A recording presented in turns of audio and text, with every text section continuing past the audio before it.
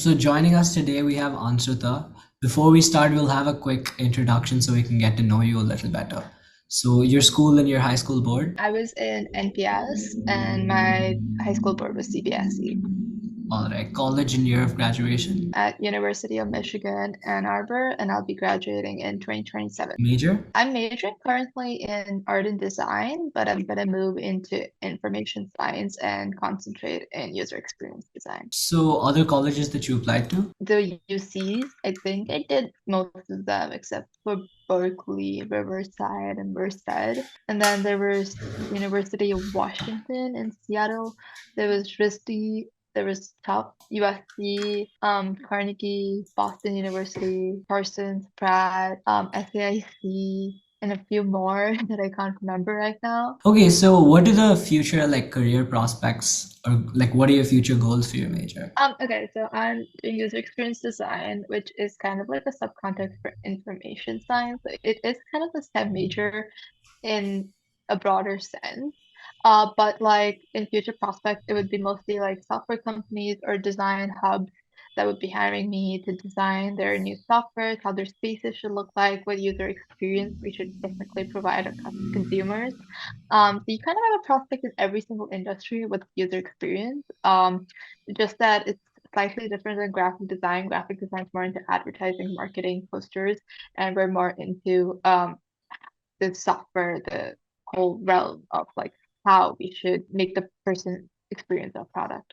All right then. So how challenging was school for you? Taking on CBSE is pretty rigorous, right? So what systems did you use to tackle it? So I took science in CBSE for 11th and 12th, and I was applying primarily in the art major.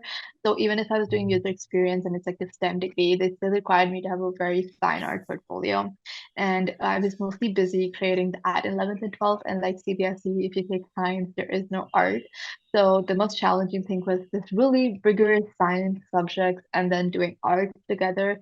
And it was like, I mean, when you're preparing for JE and NEET and stuff, like whatever you learn in school, you just learn more of it in your coaching. But in like the art, it just becomes two different things you're doing. I would not recommend taking science. I mean, I took it because my counselor told me the more rigorous subjects you take, a better chance of getting into college, which was maybe it worked, but it wasn't the best decision, definitely. So I would say that if you do end up doing this, prioritize in the moment what is important. I would say not every single exam in school is important. So you don't need to study for all of them very seriously. I think only your final 11th grade and your final board marks are even going to go to college. So just focus on those two exams, but the rest of the year, like really focus on your application. Obviously study, but I wouldn't like go all out in every single exam because then you won't have any time to do your art portfolio or application or any of that. All right, so then like managing art and like your academics and stuff, do you feel like you were able to manage your time effectively? I would say kind of. I mean, definitely I had lots of stressful days, lots of all-nighters sometimes.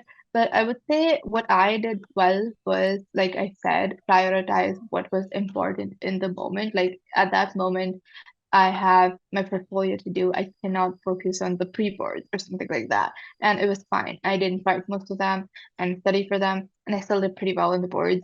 So it's just like it's hard to let go your exams. I understand that, but you have to develop an habit of a UT is not as important as this portfolio piece is. Or tomorrow I have an exam, but I need to really make this connection with an admission officer, and today's the only day I can do it. So I would have to do that. But of course, if it's like your midterms or your finals, that really matters. And that's when I would stop doing art. And that's when I would really study for those 3 weeks because those grades are going to college. Not every single grade is going to college, right? Say start early, use your summer vacation a lot when it comes to building your profile. If chances are you're not an art kid, then you don't have the art portfolio. So it's just building your application side by side. That's slightly lesser work. So mostly do that during summer, weekends, or like maybe make the weekdays for studying and weekends for portfolio building or A lot of people, especially for like non-IB and non like international curriculums, a lot of people take APs, right? Did you take APs and like if you did, what was preparation and stuff like that like? Yeah, I took three of them. I took AP Econ, AP Math, and AP Physics. I mostly took them to waive off like my first year requirements for math and science. And also I was interested in like in econ minors. I just wanted to like waive off econ 101 or something. So I was studying all three of subjects in school, and whatever was asked on the AP, we'd already learned it in CBSE science. So there wasn't like any extra prep, just like, learning the exam pattern and practicing it a few times is good enough. Just the econ was quite different, I would say. I took micro econ, I think. So there's some things they taught us which CBSE hadn't. I would just say, get a reference book. Parents was a good one, and just learning from it was a good way to just pass the AP exam. So, yeah, we've been talking a lot about like your art portfolio, right? So, how did that come about, and was that like your main extracurricular? Okay, so when you apply to like design schools, they only care like art schools like Parsons, Pratt University, they only care about the portfolio. That's 80% where your admission is based on. And they do not look at extracurriculars at all. So if you're someone who is very clear that I want to do design and I want to go to a pure art school, forget about profile building or any of that. You just need your art portfolio and your grades to get in, and that is the main thing. So you need to focus a lot into it. But if you're applying to multidisciplinary schools like UMich or UCLA, portfolio is just a part of the application, and they'll send the portfolio to the art school, and the art school will come back with their grading. But the main admissions office is still going to base you off extracurriculars and your academics. So like all three of them play a very important role. So I would say your extracurriculars have to be as strong as your art portfolio. But the one thing that your extracurriculars really have to signify is like a strong interest in the creative field. So of course, I would say like they know you're an art kid and you've done all this portfolio and stuff, but they also want to know you have leadership in art and you've done a lot of creative work other than your own work. Like, you've freelanced for someone, you've done an internship for someone. And also it's helpful to have a second extracurricular theme, like maybe, just to show that you're not just an art kid who can, you also have something else. Because honestly, if you're applying for an art major, every single kid is an art major, art kid, right? So you need to have like mine was dance. So like you have to have some other thing as well for extracurriculars. So my extracurriculars, they said, obviously strong interest in art and dance and not one dimensional. So I felt like that was really important because everyone keeps talking about, oh, we have to be multi-dimensional, which is very true. But I would say pick two extracurriculars and just build that in different fields. Through that, navigate leadership, social work, internships and stuff. So an art portfolio is a very major part, of course, if you're to come back to your question, if you want to apply to an art school. But I would say for multidisciplinary school, it's one of an important part. So I think like if I would have to rank, it would be like art portfolio number one, art extracurricular is two, third academics when it comes to applying to a design major at a multidisciplinary school. So, you spoke a lot about like internships and stuff, right? Were you able to do any, and like, how did you go about organizing them? I did about three of them. So like one was at a design studio. So that was like my first internship, and it's mostly like graphic designing. And that was through a family connect. Um, and then the second one, I did it at this education-based company, and I helped them build this app. And I did a lot of like market research for them. And that was through actually by chance because they were building an app for high school students, and they found me on LinkedIn, and they were like, just interviewing me as a high school student of like, what they would need for the app. And then they just really liked my profile, and they were like, do you want to intern with us? So that's how I got that opportunity. That was quite a long internship. I was like associated with them for about 9 to 10 months. The other one was like 6 months. And then one I did like a project with this thing called Essential Five Learning. So she used to be my career counselor, but then she was creating this portal where she needed like avatars for high school students. So like I helped build like do a an avatar set for her. So those are like my three main internships, and I did do like some freelance work, like build websites for local businesses, in India and in US. So those were mostly like work based. All right. So, did you take the SAT then? Yes, I took the SAT. All right. So what was that like for you, like in terms of prep and like resources and also stuff like, retaking and super scoring and all of that? Right, so I'm not the best test giver, especially when it comes to MCQs. I feel like that's really different for like someone who's from CBSE because we're so used to explaining our answers and like um kind of like an MCQ confuses most of us.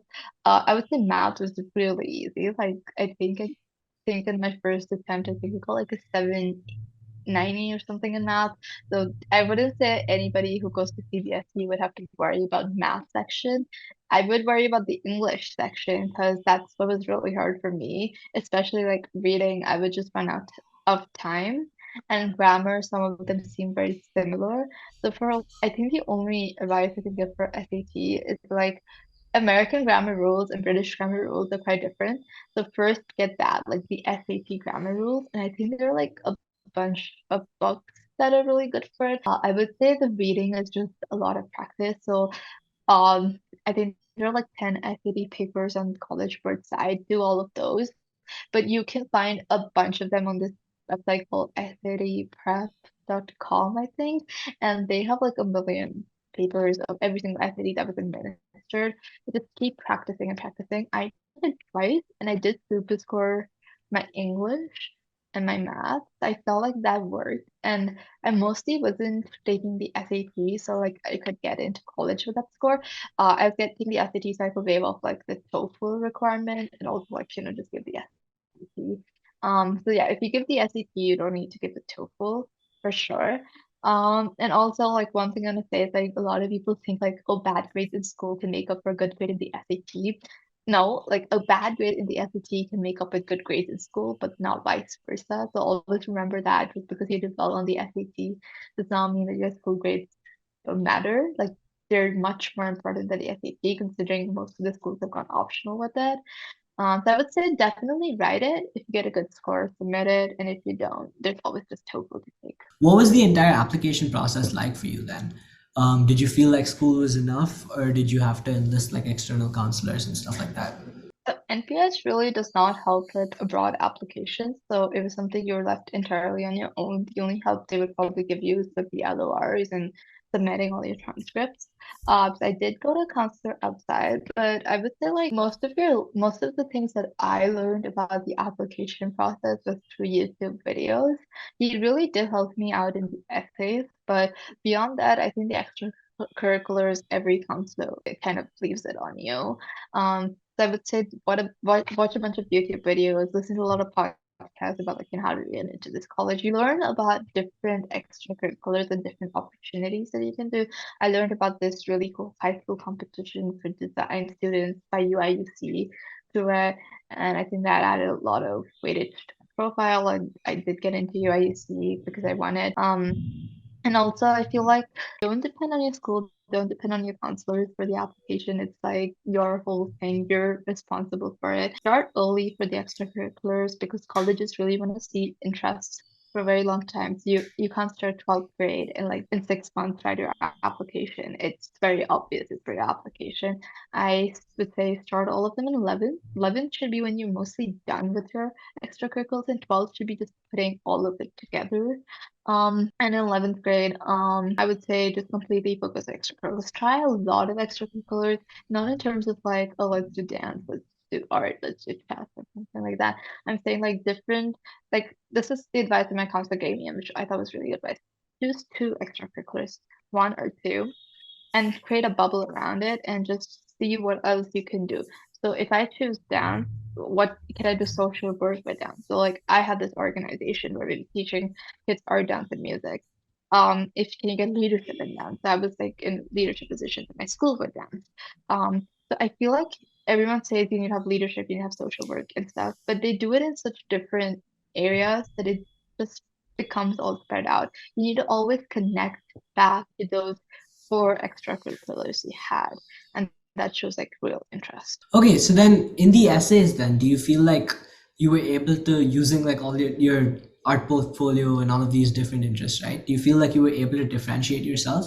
And like, how did you choose what to write about? Okay, so I would recommend that you start on the Common App like in June, July. I think that's like when most people have summer break. And that gives you a lot of time to edit. Your Common App will be going to all colleges, and that really matters. There's some common topic essays you should um avoid, and you can definitely Google them up and you'll get like a list of them. But I wrote mostly about my interests. Like I kind of try to combine art with my personality traits and how some of my personality traits aren't suited to do art, but how I still make it work. I think like the admission officers like did like in my record, it was shown like they liked my essay, they thought it was interesting, and also like a broader qualities like I'm really organized and like things in a certain way. I don't like to be spontaneous. And those are like qualities that colleges look for in students. So like I think I took something very personal traits of mine and just linked it back to art and travel. And there were like a lot of like stories going on at once. So I would say it was just like when I would read that essay, it was like, oh, this is like an essay like that's very me and like literally represents what I am. It could be a very mundane story, but I feel like just as long as when you read the essay and you feel like, okay, that's a good common essay. And for the college essays, I would say be as specific as you can about the college. Go for the information sessions, talk to admission officers. They really like specific. Don't say, I want to come to your college because of this professor in this class. You just Google that. What do you like about this class? Why is it going to help you in this college? What is it about this class in that college? If it's Econ 101, every single college offers it. So like what's different about it? And really get into minute details of the college, talk to students. I think that's where like most of your research should go into. And also why you want to do your major. I think that's another common essay that I had to write. Really I think that's when you can really reflect what you like and obviously do a lot of extracurriculars related to your majors. You can always drag points from it and be like, this is what I learned and this is why I want to do it because I have experience in it. I'm not just saying it like that. And also I would say the college specific questions, most of them get repeated. So just do up three colleges, you'll get this really nice framework and then just keep editing it college wise. And your community essay, I would say that the community essay matters a lot for like state schools like UMich and UCLA because they have like they're all about sororities and frats and clubs and stuff like that. So I would say really think about the community just because you want to do econ or art, don't be like my community is artists or economists because that's very common. Like I wrote about like my community being like my camp community. We used to go camping together, but like the COVID, we couldn't do that. But how the community still supports each other, and this was like where you can't really put camping in your extracurriculars, but I could write about camping and be like, this is also what I'm interested in. So I'm not just a person who does things for the application, but like I also have like other side to me. So I would say that maybe for the community essay, don't bring in your extracurriculars, don't bring in your majors. It's something you can't put on your application, but also a very big part for you. So just to wrap up, looking back, if you had any final advice, what do you think it would be, either to like yourself or like other people that are applying right now? I would say don't stress about like small bumps on the road. Like I know I would stress about like a bad grade so much that it would really affect me for a few weeks and like it really affect my work. I would like just be studying more or like doing less of art. I would say some things it's okay. Like I said, some things don't matter. And at the end, when you're putting all your application together, you would realize like that's not even going into my application. So like why did I stress over it so much? I would also say there was like I think there's a tendency when you enter 11th grade to like overload yourself with extracurriculars, like, volunteer for this organization, intern here, start your own thing. And I think I'm guilty of that. I had like so much extracurricular work in 11th grade. And like, I realized that the Common App only has 10 places to put your extracurriculars in. So always remember there's 10 spots and you only need to fill up 10 spots. So doing 30 different things is not going to help. 10 really big things is going to help more. So always quality over quantity, definitely. And also get your college list started before like 12th grade starts because you need to have like a clear idea of how many essays you need to write. Because if you're CBSE, then your school's gonna be like bombarding you with like pre-boards and board prep and all of that. So you really need to manage your time in 12th grade more than 11th grade, I would say. Um, and also, if you're doing art and design, I would say your portfolio should take most of your time.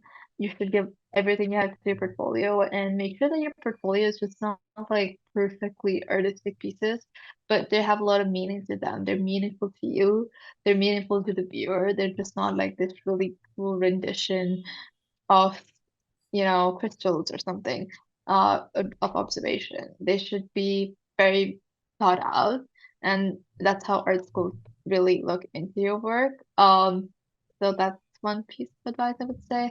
And the second, I would say enjoy the process. I feel like enjoy your extracurriculars. So please choose like extracurriculars you love because they can see right through it that you don't like this.